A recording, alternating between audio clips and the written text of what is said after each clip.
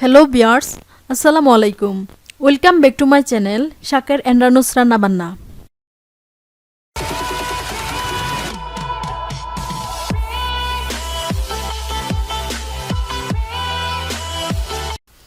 যে যেখান থেকে আমার ভিডিওটি দেখতেছেন, আশা করি সকলেই ভালো আছেন। আজকে আমি আপনাদের সামনে অন্যরকম একটি রেসিপি নিয়ে চলে এসেছি, আর এটা হচ্ছে টাকি মাছের ভর্তা। আপনারা হয়তো ভাববেন এটা আবার তেমন রেসিপি দেখানোর কি আছে। অবশ্যই এটা রেসিপিতে দেখানোর কারণ আছে। কারণটা হচ্ছে আজকের এই মাছ ভর্তাটি আমি করেছি সম্পূর্ণ অন্যরকম স্টাইলে। এখানে অ্যাড করেছি কালো জিরা, আর এই কালো জিরা মাছ ভর্তার সাথে কিভাবে অ্যাড করলে ভর্তার স্বাদ অনেক গুণ বেড়ে যাবে, সেটাই আমি আজকে আপনাদেরকে দেখাবো। এই ভর্তাটি আপনি একবার খেলে কখনো ভুলতে পারবেন না। তাহলে চলুন কথা না বাড়িয়ে এবার চলে যাই প্রস্তুত প্রণালীতে। প্রথমে যে কাজটি করতে হবে সেটি হচ্ছে কয়েকটি শুকনো মরিচ তেলে ভেজে নিতে হবে। আমি এখানে একটি টাকি মাছের জন্য 10টি শুকনো মরিচ নিয়ে নিছি। ঝালটা অবশ্যই আপনাদের স্বাদমতো বাড়িয়ে বা কমিয়ে নেবেন। মরিচগুলো কড়া করে ভেজে নিতে হবে, যেন হাত দিয়ে চাপ দেওয়ার সাথে সাথে মরিচগুলো গুঁড়ো হয়ে যায়।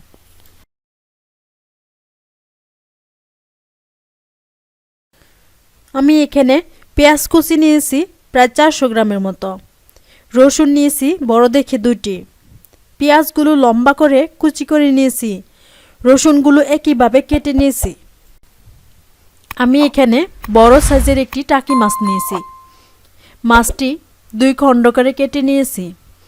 মাছটা পেট বরাবর কেটে ধুয়ে নিয়েছি, যেন ভিতরে কোনো ময়লা না থাকে।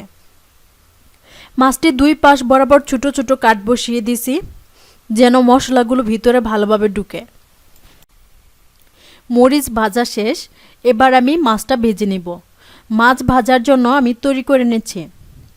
মাছে আমি 1 চামচ পরিমাণ হলুদের গুঁড়া এবং 1/2 চামচ পরিমাণ লবণ দিয়ে ভালোভাবে হাত দিয়ে মেখে মেখে মাছটা আমি তৈরি করে নিচ্ছি।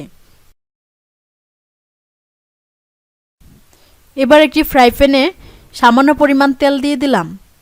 তারপর আমি মাছটা ভালোভাবে ভেজে নিব। আপনারা যদি এখানে মাছের পরিমাণ বাড়িয়ে নেন, তাহলে সবগুলো উপকরণও বাড়িয়ে নিতে হবে। তেলটা একটু গরম হলে তারপর এখানে মাছ দিয়ে দিব। আপনারা এখানে শুকনো মরিচ, মাছ, পেঁয়াজ, রসুন সবগুলো আইটেম একসাথে ভাজতে যাবেন না। প্রতিটা আইটেমই আলাদা আলাদা করে ভাজবেন। শুধু পেঁয়াজ রসুনটা একসাথে ভাজা যাবে। শুকনো মরিচ, মাছ, পেঁয়াজ, রসুন সব একসাথে ভাজলে কোনোটা আইটেম বেশি ভাজা হয়ে যাবে, আবার কোনো আইটেম কম ভাজা হবে। মাছটা মিডিয়াম আঁচে অনেকক্ষণ ভেজে নিব। মাছটা ভাজা হয়ে গেলে আপনারা দেখে বুঝতে পারবেন মাছের কালারটা পরিবর্তন হয়ে যাবে।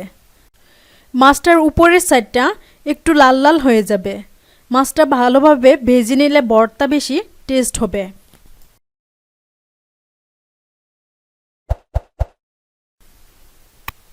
উল্টিয়ে পাল্টিয়ে সব দিকে সমানভাবে ভেজে নেব।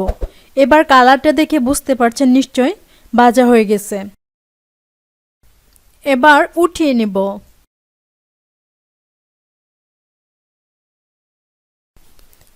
এবার আগে থেকে কুচি করে রাখা পেঁয়াজ রসুনগুলো ভেজে নেব। পেঁয়াজ রসুনগুলো ভেজে নেওয়ার জন্য এখানে দিয়ে দিব আমি 1.5 চা চামচ পরিমাণ হলুদের গুঁড়ো। এবার এগুলো আমি হাত দিয়ে ভালোভাবে মেখে তারপর প্যানে দিয়ে দিব। প্যানে একটু তেল দিয়ে দিলাম। তেলটা ভালোভাবে গরম হওয়ার পর এগুলো দিয়ে দিব। পেঁয়াজগুলো যদিও পরিমাণে মাছের থেকে অনেক বেশি দেখা যাচ্ছে, কিন্তু এগুলো সিদ্ধ হওয়ার পর কমে যাবে। পেঁয়াজগুলো ভাজার সময় অবশ্যই উল্টিয়ে পাল্টিয়ে দিতে হবে, যেন নিচে লেগে না যায়।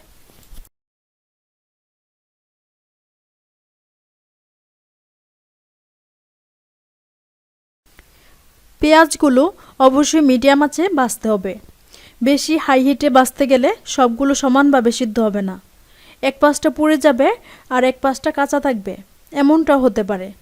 পেঁয়াজটা ভালোভাবে সিদ্ধ হওয়ার জন্য অল্প একটু লবণ দিয়ে দিলাম। লবণ কিন্তু বেশি দেওয়া যাবে না, কারণ যখন হাত দিয়ে মাখিয়ে ভর্তা করতে হবে এবং মরিচ চটকাতে হবে, তখন আবারও লবণ দিতে হবে। আপনি যদি রান্নাকে ভালোবাসেন, রান্না করতে পছন্দ করেন, তাহলে নতুন নতুন রান্না শেখার জন্য আমার এই চ্যানেলটি সাবস্ক্রাইব করে রাখুন।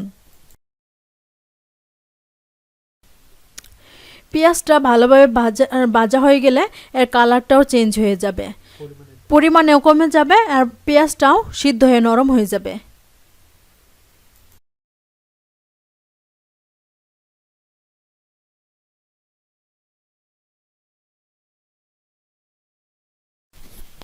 নিশ্চয়ই আপনারা দেখে বুঝতে পারছেন পেঁয়াজ ভাজা হয়ে গেছে।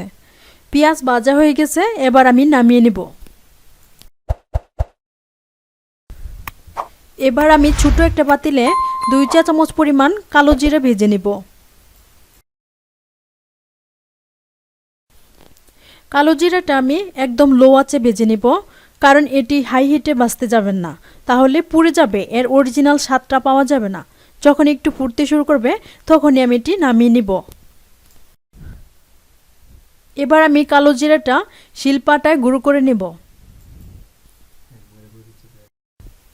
এবার হচ্ছে ভর্তার মূল আকর্ষণ, কিভাবে এটি ভর্তা করলে অনেক বেশি স্বাদ হবে। ভর্তা করার জন্য প্রথমে আমি মাছ থেকে সবগুলো কাঁটা আলাদা করে নিব। একটু খেয়াল করে সময় নিয়ে মাছের কাঁটাগুলো বেছে নিতে হবে। মাছ থেকে কাঁটাগুলো আলাদা করা হয়ে গেছে।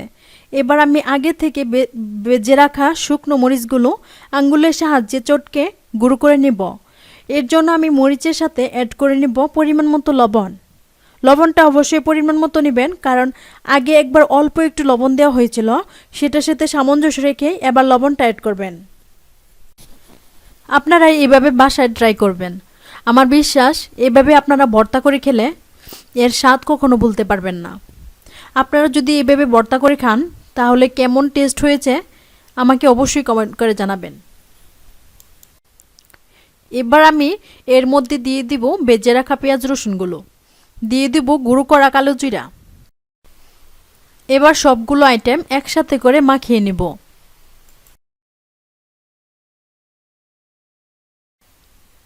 এবার তৈরি হয়ে গেল আমার সেই মজাদার টাকি মাছ ভর্তা। এই ভর্তা আপনি একবার খেলে অন্য কিছু খেতে চাইবেন না। এই ভর্তা দিয়ে ভাত খেলে আপনার পেট ভরে যাবে, কিন্তু মন ভরবে না। ভিডিওটি ভালো লাগলে অবশ্যই লাইক কমেন্ট করতে ভুলবেন না।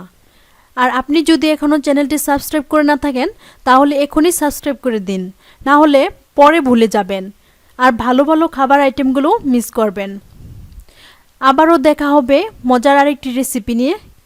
এ পর্যন্ত সকলে অনেক বেশি ভালো থাকবেন, সুস্থ থাকবেন। আল্লাহ হাফেজ।